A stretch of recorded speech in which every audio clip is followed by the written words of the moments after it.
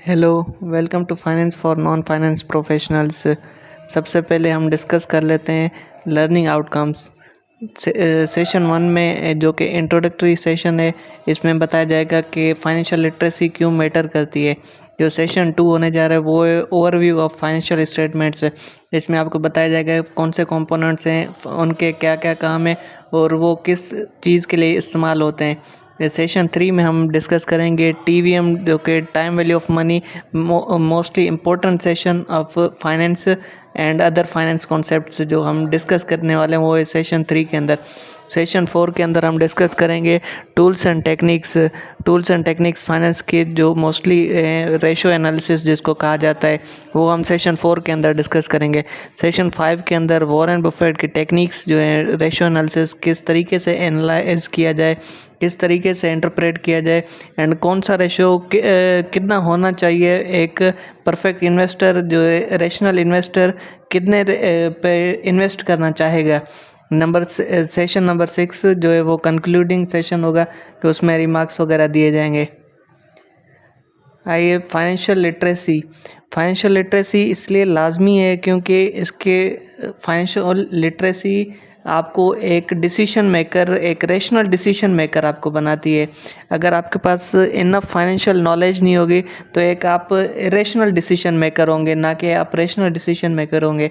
Financial literacy आपको help करती है किस तरीके से आप स्टॉक्स को एनालाइज करें, किस तरीके से आप अपने बिजनेस की ग्रोथ देखें, किस तरीके से आप कंपनीज वगैरह को एनालाइज करके आप उनकी ग्रोथ फ्यूचर देख सकते हैं, आप उनके फोरकास्ट निकाल सकते हैं, आप उनकी फाइनेंशियल डेटा है उसको, उससे किस तरीके से आप डील कर सकते हैं। ये सब आपको फाइनेंशियल लिटरेसी में आपको नॉलेज मिलेगी।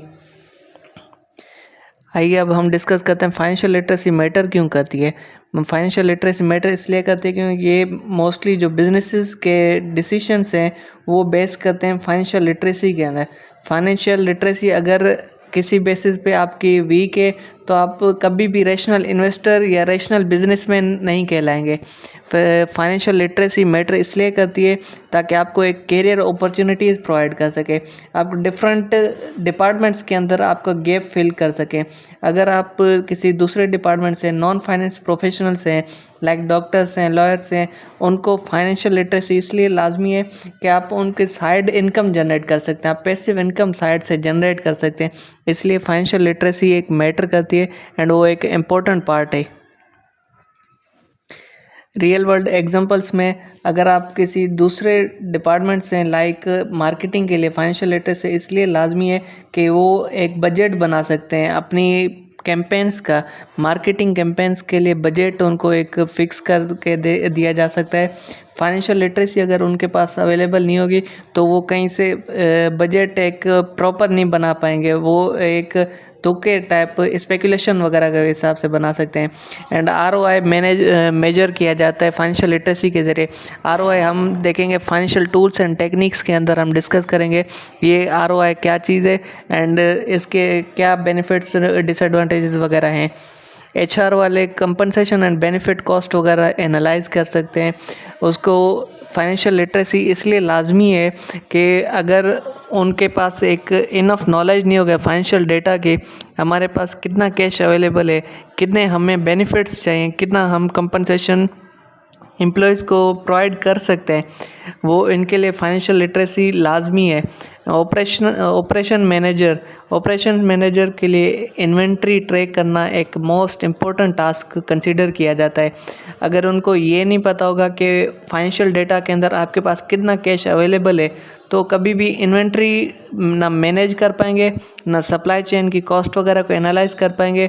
तो एक ऑपरेशन मैनेजर एक बिज़नेस के अंदर बगैर किसी नॉलेज के बैठा होगा एंड उनका कोई भी काम नहीं होगा अगर फाइनेंशियल लिटरेसी उनको नहीं आती होगी। की फाइनेंशियल टर्म्स एंड कॉन्सेप्ट्स।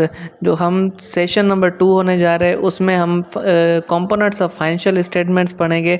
उसके कुछ हमने यहाँ पे दे दिया है इन्फॉर्मेशन। सबसे पहले बैलेंस शीट। बैलेंस शीट एक important snapshot of the company होती है।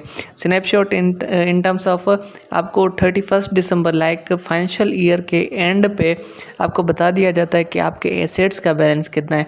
आपको आइडिया हो जाता है आपकी लायबिलिटीज़ का बैलेंस कितना है। आपको आइडिया हो जाता है आपकी शेयर होल्डर्स इक्विटी का बैलेंस कितना है। ये स्नैपशॉट होती है। ये आपको पूरी कैलकुलेशन नहीं बताती बट एट द एंड आपको एक वैल्यू प्रोवाइड कर देती है। आपके एसेट्स आपकी कंपनी के अंदर इतने अवेलेबल हैं, इसकी बेसिस पे रेशोज़ वगैरह कैलकुलेट किए जाते हैं।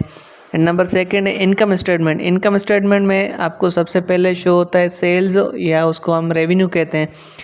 रेवेन्यू से एक्सपेंसेस को हम माइनस करते हैं। रेवेन्यू से ऑपरेटिंग एक्सपेंसेस जिसको कहा जाता है, ऑपरेटिंग एक्सपेंसेस माइनस करते हैं। उसके बाद आता है प्रॉफिट की फिगर जिसको हम कहा जाता है नेट प्रॉफिट, जो कि एक शेयर होल्डर्स के लिए मोस्ट इम्पोर्टेंट टूल होता है कि कितना एक साल के अंदर कंपनी ने नेट प्रॉफिट जनरेट किया है। एंड नंबर 3 है cash flow statement. Cash flow statement क्योंकि ये नाम से ही जाहिर हो रहा है कि कैश का फ्लो किस तरीके से है, लाइक कैश इन हो रहा है या आउट हो रहा है। इसको कहा जाता है इनफ्लो एंड आउटफ्लो। इसके अंदर 3 एक्टिविटीज़ होती हैं, operating activities, financing activities, investing activities. यहाँ पे हम देखते हैं कि कितना जो कैश हमारे पास फाइनेंशियल बैलेंस शीट के अंदर शो हो रहा है, हमारे पास कौन से सोर्सेज से आया है, लाइक वो ऑपरेशन से आया है, लाइक वो इन्वेस्टिंग से आया है, या वो फाइनेंसिंग से आया है। हमें एट द एंड फिगर तो नज़र आ रही है बट हमें एग्जैक्ट नहीं पता होता कि कहाँ से आया है। एसेट्स वर्सेस लायबिलिटीज़, क्योंकि ये इक्वेशन हमें बैलेंस करनी होती है कि अकाउंटिंग इक्वेशन है वो हम आगे पढ़ेंगे किस तरीके से बैलेंस की जाती है एंड वो क्यों लाजमी होती है। अब hope this session was helpful. ये सप्लीमेंट्री मटेरियल्स आप डाउनलोड कर लें। Ready for more. Thank you so much.